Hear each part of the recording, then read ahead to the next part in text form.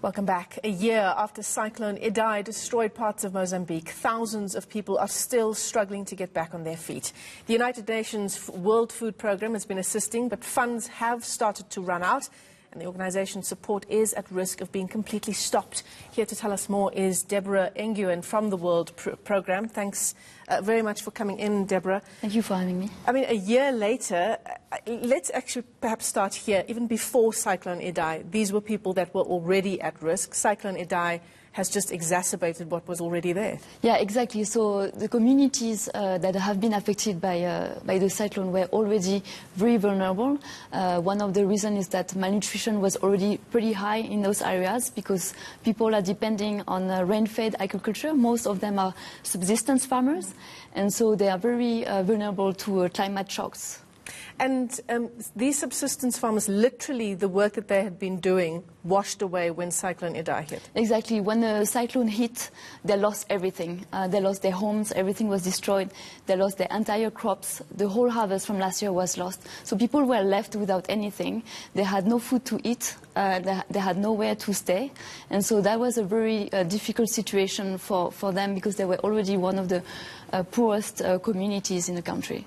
So tell us about the situation now for people living in various parts of Mozambique. What is day-to-day life like there? I just come back from Mozambique. I was there 3 days ago, and the situation is still very difficult. Most people are still struggling to make ends meet. Most of them don't have enough food to eat. There are 2 million people who are still in need of food assistance, and it's really... and most of those are children?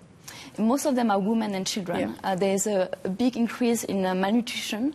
43% of children under 5 are suffering of chronic malnutrition today. And there is a new case of pellagra outbreak, which is a very rare malnutrition disease caused by vitamin B3 deficiency. And there are 4,000 cases today in Mozambique, and this number might increase if nothing is done. So the World Food Programme has been assisting. The funding situation now, it's dire. How much time is still left? There's really little time left. We need money now. And where would that money come from? So we are calling for the international community. So last month in February, we were already forced to cut rations in half because we are running out of food. And at the end of this month, in 2 weeks, if we don't receive more funding, we will have to cut the food assistance that we are providing to these communities who are still suffering from the consequences of Cyclone Idai. And in terms of, you know, the subsistence farmers getting back on their feet, all of those crops washed away just a year ago, is there any work, any successful work being done into getting subsistence farming back on track again? So since last August, we are working together with the communities on supporting them with longer-term projects.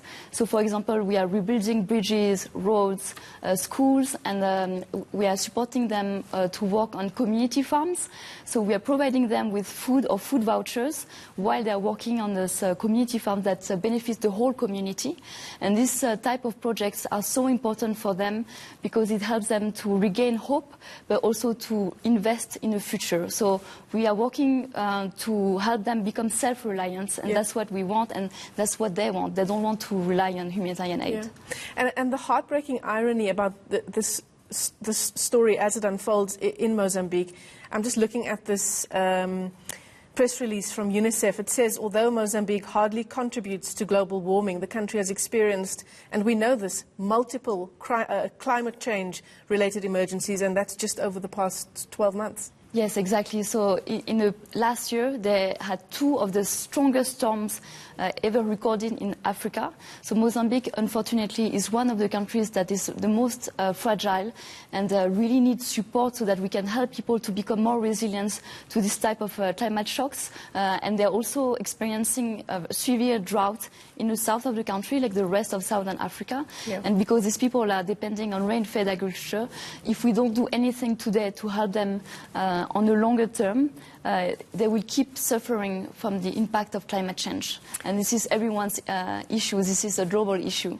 And we really have a responsibility in helping those communities. And the thing about it is that, you know, every time there is this shock to a country like Mozambique, it makes it harder and harder every time to recover. Exactly. So it has been 1 year since the cyclone hit, and they are still recovering.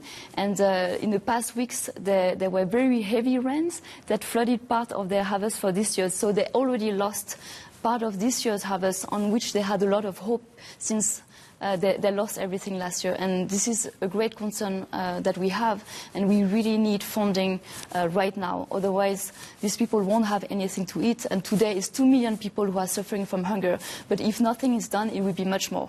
Yeah, absolutely. Well, let's hope that there is a solution, and a solution fast.